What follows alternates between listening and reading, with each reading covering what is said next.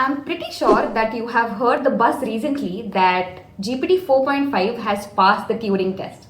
If not, let's actually unpack what this means and why these headlines might be a bit misleading.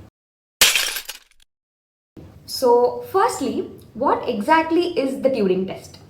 Picture this, it's 1950 and Alan Turing, a brilliant mathematician, comes up with a wild idea. He calls it the imitation game. The setup is simple. A human judge has a text-based chat with two participants.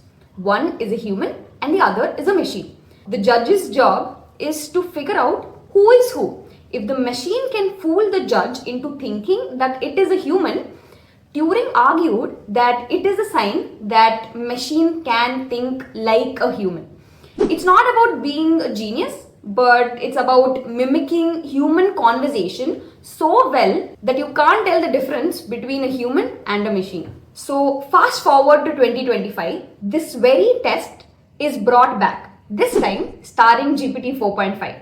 Before we move on to the results, let us look at the game setup once. Apparently, the participants were asked to interact with both witnesses simultaneously across a split screen.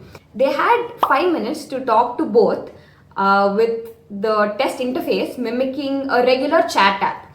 Following this interaction, apparently people had to decide which witness was a person and which was AI. Coming to the results, GPT 4.5 pulled this off in a big way.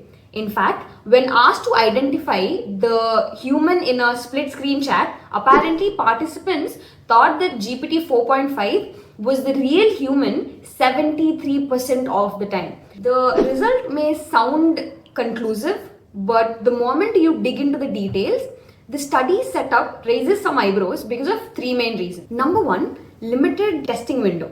As I've mentioned before, researchers gave participants just 5 minutes to chat with both an AI and a human. 5 minutes, that's barely enough time to move beyond, hey, how is it going? If you actually think about it, humans often reveal their unique cognitive and emotional depth over longer conversations, right? Either through inconsistencies, creativity, or personal anecdotes. A smaller window doesn't allow interrogators to probe for these, making it easy for an AI to pass by relying on polished but shallow responses. This implies that GPT 4.5's success may reflect its ability to mimic casual banter rather than true human-like intelligence. Number two, split screen format. People are arguing that the split screen format, though mimics a chat app, may overwhelm less experienced interrogators, leading to snap judgments based on surface level clues, example tone or slang, rather than rigorous scrutiny. It is very much possible that the study's design and environment may or could have inflated AI's performance. Number three, dramatic difference in GPT 4.5's performance with and without a persona prompt. Apparently, the study set up two scenarios to test AI's ability to pass as a human. In the first, called the no persona prompt, GPT 4.5 was given basic instructions like, hey, you are in a Turing test, convince the interrogator that you are a human, so on and so forth. That's it. No extra flair or guidance. With this bare-bones setup, GPT 4.5 only managed to fool 36% of the participants into thinking that it was a human.